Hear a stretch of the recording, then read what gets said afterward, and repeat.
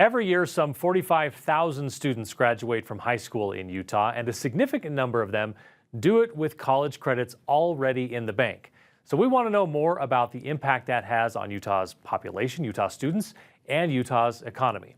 Richard Leary is the Director of Advising and Outreach at Weber State University, or as I like to say, the Weber State University. Richard Leary, thanks so much for spending a little bit of time with us today. Yeah. I wonder if you could tell us or explain Weber State's dual admission and concurrent enrollment program just generally, so our viewers who are maybe unfamiliar with it can help us better understand. What is concurrent enrollment and what is dual admission? Yeah, so dual admission or dual enrollment, it's kind of an umbrella term that covers concurrent enrollment, by far the biggest part of it, early college, and then we also lump AP or international baccalaureate, those kinds of things that students can still earn high school or college credit while still in high school. So always talking just about our students are in high school, what can they do there to get out of high school with as much college credit as Exactly, possible? yeah. And concurrent enrollment is by far, again, the biggest one, 16,000, a little over 16,000 students in it last year. And in concurrent enrollment, the students take college classes at their high school. And so think of it as college classes that happen to give high school credit, not high school classes that happen to give college credit. They're the same classes that you would take up at Weber State, like a normal student would.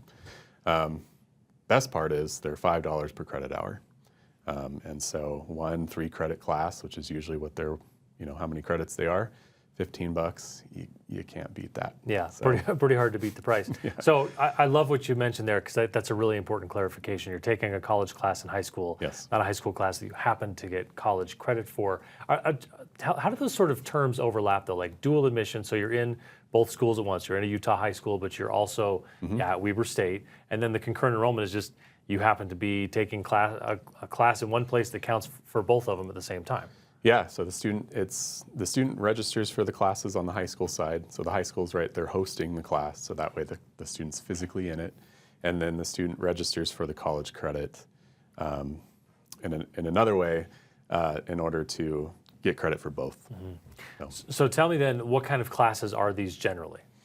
There's a lot of general education classes that students can take. So, intro to psychology, the English composition classes you would need, American history, those kinds of things. And then there are a lot of other classes that fit into different majors and pathways.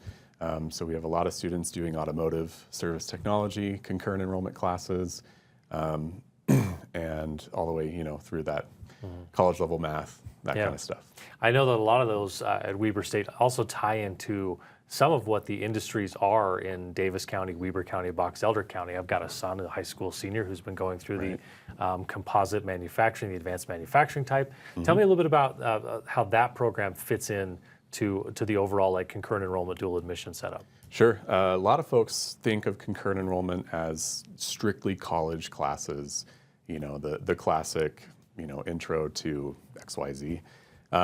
But Weber State is touted for its automotive program, for instance, and students can actually take enough automotive classes to earn a certificate of proficiency in automotive service technology that gets them on the way to being an ASE certified mechanic, and they can do all of that in high school before they even are done, and so that way they have a college level certificate that gets them out into the workforce right away, if college isn't their immediate thing after. So one of the big differences I know just in message penetration that's changed from the time I went to high school to when my kids went to high school is no one ever told me, well, hey, go to high school and be really smart about it, and you can basically have your associate's degree by the time you're done. Sure. But that's a message my kids have been hearing basically since they got to junior high. Why is Weber State so committed to this type of program to say, let's get as much of this done as efficiently as we can before you get to campus? Yeah, Weber State really loves being accessible and affordable, high return on investment. And as you can imagine, the $15 per class, pretty high return on investment. And so they really want that access for the community to have the ability to take those college classes, get introduced to college, and then of course those who are maybe ready to go full bore and get the associate's degree. We just like to make sure that they're advised in a way that does that in the most efficient way, where they're not just taking a bunch of credits just because they're inexpensive, but they take credits that are targeted to them as an individual. I've sort of shared a little bit of my success story from in my family. I'd love to hear some that maybe you have top of mind, some students who've gone through this and said, hey, this is where I want to take advantage of it, and where you've seen that really work out. Yeah, I have a student who, over the last few years, she did the associate's degree at the same time as graduating high school, but she also added early college on top of concurrent enrollment, so that way she could have access to the rest of the university. And she did all of the pre-business core classes to finish that general studies portion of her associate's degree. So then that way, when she graduated high school, she went to Weber State and she earned her bachelor's degree in business administration in 2 years. So she's 20 years old.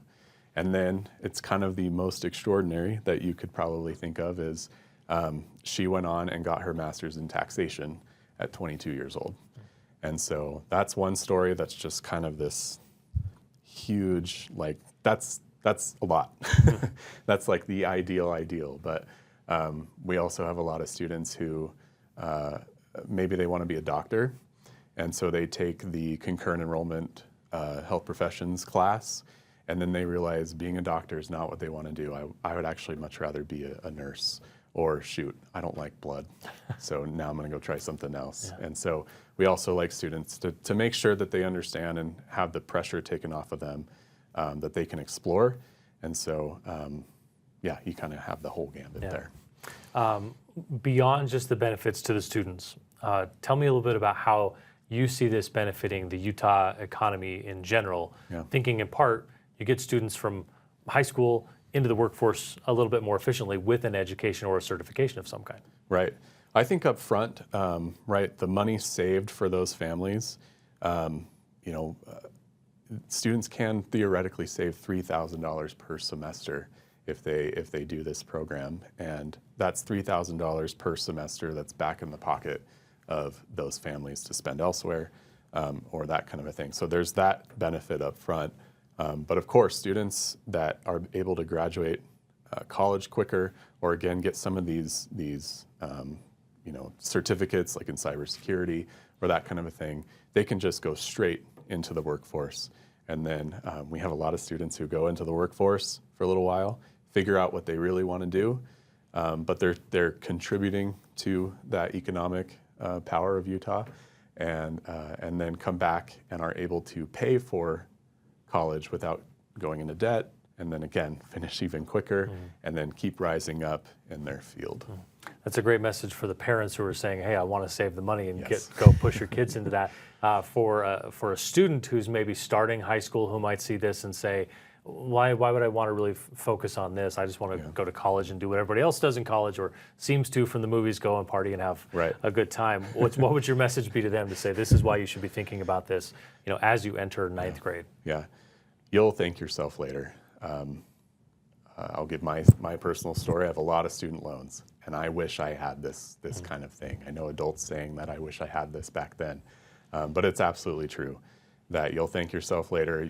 Maybe you'll have extra time when you are in your freshman year and you don't have to do full 15, 18 credits. Maybe you can do just 12 and then have a lot of extracurricular time to do maybe some partying or sports or anything like that. We have a lot of students who do just a couple classes here and there in high school because they are playing soccer in high school, and then actually they go on and play soccer either for Weber State, or we have a couple students that went down to Slick, and they're able to do that a little bit more comfortably because they don't have to they've already taken some stuff. Yeah. So I'll get you out of here on this because I think there's an element to this we probably haven't touched on yet, and that is the university and the students need someone to sort of help them sort this out.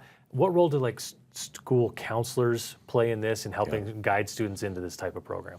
Yeah, so Weber's doing a pretty innovative thing in that field where the high school counselor, we really want them to focus on high school counseling and making sure that students are graduating high school. That's still the main goal, right? And then, of course, they have students who maybe are struggling to just graduate high school. And so we want to make sure that they're able to focus on that. And so Weber State sends out academic advisors to all the high schools in Davis, Morgan, Ogden, and Weber school districts. And so each high school has an academic advisor there at least one day a week where the counseling staff and the students can actually just be there. And so we found that students, it's a struggle to get them to come on campus. It's one more thing for them to do. It's where Weber State actually talks the talk, walks the walk, where we meet students where they're at in the school, helping the community as a whole to make sure students are doing the right stuff. Obviously, they can find more information at weber.edu, but more specifically on a rather large website, where can they go to find more about concurrent enrollment? If you do weber.edu/DE or dual enrollment, or even if you just Google Weber State dual enrollment, that first hit is usually what it is. And it will take you to the page where you can learn about how to apply, registration dates, all those different things are just right there. Richard, Larry, thanks so much for your time. Yeah, appreciate it.